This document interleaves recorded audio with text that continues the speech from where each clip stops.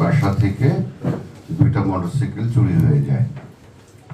এরপর এর আগেও গত 15 তারিখে 3টি মোটরসাইকেল চুরি হয়ে যায়। তো গত 21 তারিখে যখন এই ঘটনা হয়, আমরা তাৎক্ষণিকভাবে ঘটনাস্থলে আমাদের বান্দরবান জেলা পুলিশের টিম আমরা সেখানে উপস্থিত হই এবং আমরা তাৎক্ষণিকভাবে অভিযান মামলা রুজুর আগে অভিযান পরিচালনা করে আমরা 2টা মোটরসাইকেল সেই সময় উদ্ধার করি। এরপরে ওই ঘটনার প্রেক্ষিতে মামলা হয়। তা আমাদের কিছু সাক্ষ্য প্রমাণ ছিল, যেমন একটা ভিডিও ছিল, আরো কিছু ইনফরমেশন ছিল। এটার উপর ভিত্তি করে আমাদের বান্দরবান জেলা পুলিশ টিম, বিশেষ করে সদর থানার টিম, এবং এটার নেতৃত্ব দিচ্ছে এডিশনাল এসপি ক্রাইম, তার নেতৃত্বে আমরা প্রযুক্তিগত সহায়তায় বিভিন্ন জায়গায় অভিযান পরিচালনা করি এবং পরিচালনার শেষে গতকাল এই মোটরসাইকেল চুরির সাথে যে জড়িত সেই আসামি, এটা হলো চিং সাং সামং ওরফে রাহুল তঞ্চঙ্গা।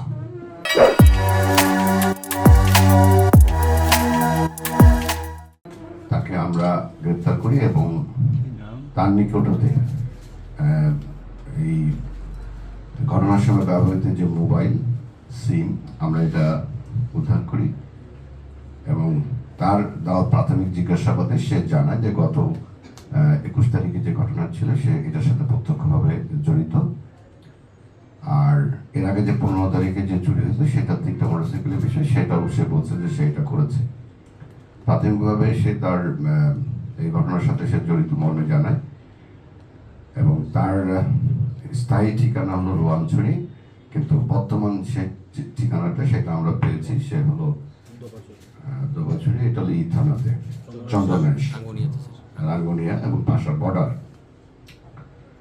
তো প্রাথমিকভাবে তাকে জিজ্ঞাসাবাদ করলে সে বলে যে এইটা সে করেছে এবং তার বিরুদ্ধে আমরা পরবর্তীতে দেখেছি যে সে ইতিপূর্বেও অনেকবার এই ধরনের ঘটনা এই বান্দরবনে করেছে। তো তাকে জিজ্ঞাসাবাদ আমরা নিয়ে করেছি এবং আমরা আরো তাকে আইনের যে রিমান্ড নিয়ে তাকে আমরা জিজ্ঞাসা করবো যে এর সাথে আরো কারা জড়িত আছে। প্রাথমিকভাবে তার সে বলেছে যে সে নিজেই করেছে, আমরা আরো বিস্তারিত তদন্ত করবো আর কি। তো এটাই রপ্ত করেছে মোটরসাইকেল যে চুরির বিষয়টা, সে মোটরসাইকেলের লক খোলা এবং এবং 2টা তারকে জোড়া দিলে আবার মোটরসাইকেল চালু করা যাবে, এটা সে ইউটিউব থেকে শিখেছে, নাম্বার 1। আর সে এর আগে যে জেলখানায় ছিল সেখানে সে তাদের ওখানে তো বিভিন্ন ধরনের অপরাধী থাকে, তাদের সংস্পর্শে এসে সে এটা আরো রপ্ত করেছে আর কি।